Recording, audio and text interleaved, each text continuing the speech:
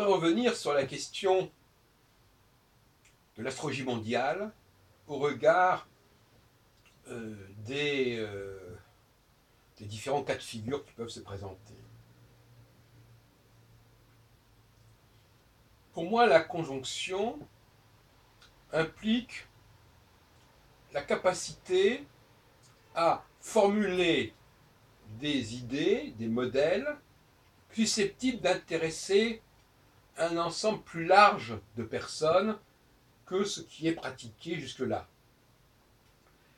De laisser moins de gens indifférents, de laisser moins de gens dans l'abstention, dans le désintérêt.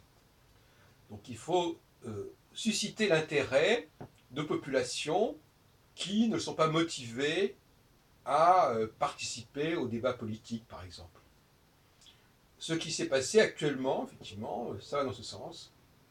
Le Front National a sensibilisé, comme on dit, une certaine population qui autrement se serait probablement abstenue, en partie. Et ne se serait pas senti concerné.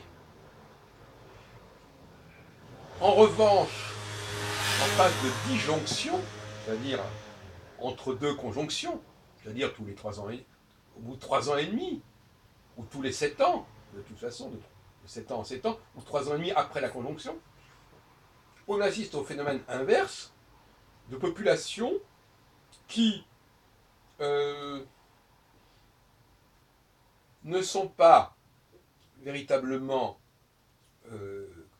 intéressées par ce qui est en œuvre, par ce qui se fait, par ce qui se propose, et qui ont le sentiment d'être exclus, d'être en dehors du système. Et à ce moment-là, on a des phénomènes, notamment de manifestations massives, du genre mai 68, de genre printemps arabe 2011, etc., qui ne sont pas véritablement liés, qui ne sont pas véritablement fascinés par un nouveau discours de la classe politique ou d'une partie de la classe politique, qui sont même dégoûtés par cette classe politique dans son ensemble, ce qui n'est pas le cas aujourd'hui avec le Front National. Apparemment, ce n'est pas un vote de dégoût pour ce Front National. Bon, donc il y a un certain intérêt pour ce qu'il propose, même si ça peut tout à fait se discuter.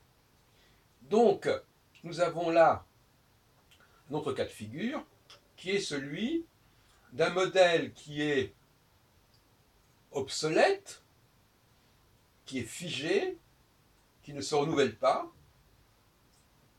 et où il n'y a pas de leader capable d'imposer et d'incarner un nouveau consensus, un nouveau concept, un nouveau design.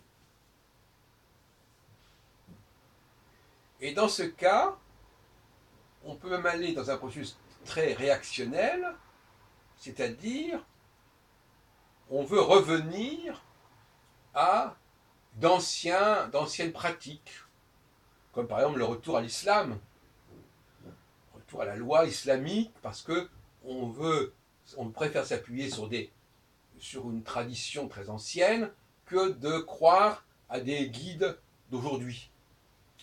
De la même façon, il y a ce qu'on appelle des retours vers des consensus anciens qui sont... Alors finalement, nous avons là une sorte de triptyque.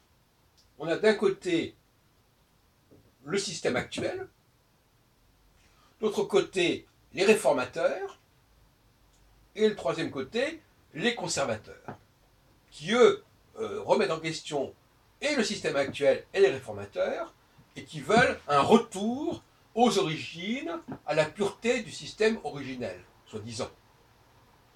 Donc c'est ça le triptyque qui me paraît important. Et c'est comme ça, cette grille de lecture que je propose. Parce qu'on ne peut pas faire de l'astrologie mondiale si on ne dispose pas d'une grille. C'est qui est le plus souvent le cas.